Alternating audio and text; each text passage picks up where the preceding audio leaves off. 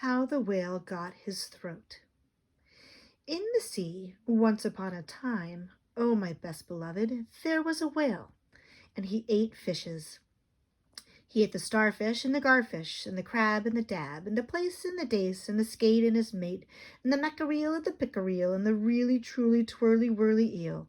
All the fishes he could find in all the sea he ate with his mouth so, till at last there was only one small fish left in all the sea, and he was a small 'stute fish, and he swam a little behind the whale's right ear so as to be out of harm's way. Then the whale stood up on his tail and said, "I'm hungry." And the small 'stute fish said in a small 'stute voice, "Noble and generous cetacean, have you ever tasted man?" "No," said the whale. "What is it like?" "Nice," said the small 'stute fish. "Nice but nubbly." "Then fetch me some," said the whale, and he made the sea froth up with his tail. "One at a time is enough," said the small 'stute fish. "If you swim to latitude 50 north, longitude 40 west, that is magic, you will find sitting on a raft in the middle of the sea with nothing on but a pair of blue canvas breeches, a pair of suspenders, you must not forget the suspenders, best beloved, and a jackknife, one shipwrecked mariner, who, it is only fair to tell you, is a man of infinite resource and sagacity." So the whale swam and swam to latitude 50 north, longitude 40 west, as fast as he could swim, and on a raft in the middle of the sea, with nothing to wear except a pair of blue canvas breeches, a pair of suspenders, you must particularly remember the suspenders, best beloved, and a jackknife, he found one single solitary shipwrecked mariner trailing his toes in the water. He had his mummy's leave to paddle, or else he would never have done it, because he was a man of infinite resource and sagacity.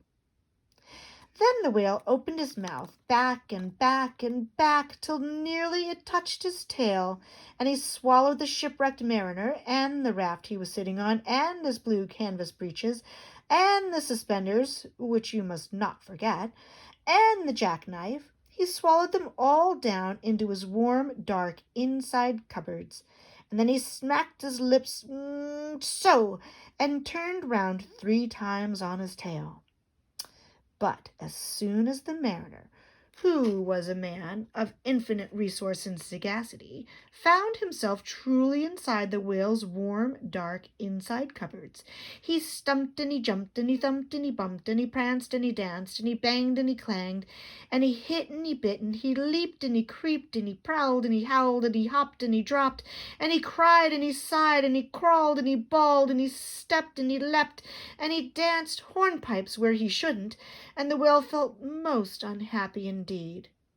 Have you forgotten the suspenders? So he said to the 'stute fish, "This man is very nubbly, and besides he is making me hiccup. What shall I do?" "Tell him to come out," said the 'stute fish. So the whale called down his own throat to the shipwrecked mariner, "Come out and behave yourself. I've got the hiccups." "Nay, nay," said the mariner, "not so, but far otherwise. Take me to my natal shore, the white cliffs of Albion, and I'll think about it."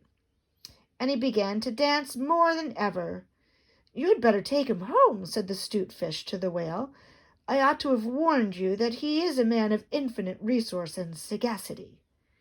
So the whale swam and swam and swam with both flippers and his tail as hard as he could for the hiccups, and at last he saw the mariner's natal shore and the white cliffs of Albion, and he rushed halfway up the beach and opened his mouth wide and wide and wide and said, "Change here for Winchester, Ashua, Nashua, Keene, and stations on the Fitchburg road."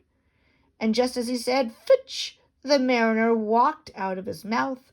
But while the whale had been swimming, the mariner, who indeed was a person of infinite resource and sagacity, had taken his jackknife and cut up the raft into a little square grating, all running crisscross. and he had tied it firm with his suspenders. Now you know why you were not to forget those suspenders. And he dragged the grating good and tight into the whale's throat, and there it stuck. Then he recited the following sloka, which, as you have not heard it, I will now proceed to relate. By means of a grating, I have stopped your eating. For the mariner, he was also a Hibernian, and he stepped out onto the shingle and went home to his mother, who had given him leave to trail his toes in the water. And he married and lived happily ever afterward. So did the whale, but from that day on, the grating in his throat, which he could neither cough up nor swallow down, prevented him from eating anything except very small fish. And that is the reason why whales nowadays never eat men or boys or little girls. The small 'stute fish went and hid himself in the mud under the door-sills of the equator. He was afraid that the whale might be angry with him. The sailor took the jackknife home. He was wearing the blue canvas breeches when he walked out on the shingle. The suspenders were left behind, you see, to tie the grating with, and that is the end of that tale. Here's the illustration. This is the picture of the whale swallowing the mariner with his infinite resources and sagacity. And the raft and the jackknife and his suspenders, which you must not forget. The buttony things are the mariner's suspenders, and you can see the knife close by them. He is sitting on the raft, but it has tilted up sideways, so you don't see much of it. The whitey thing by the mariner's left hand is a piece of wood that he was trying to row the raft with when the whale came along. The piece of wood is called the jaws of a gaff. The mariner left it outside when he went in.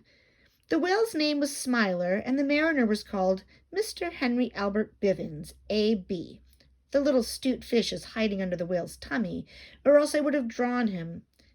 The reason that the sea looks so ushy-squshy is because the whale is sucking it all into his mouth so as to suck in Mr. Henry Albert Bivens, and the raft, and the jackknife, and the suspenders.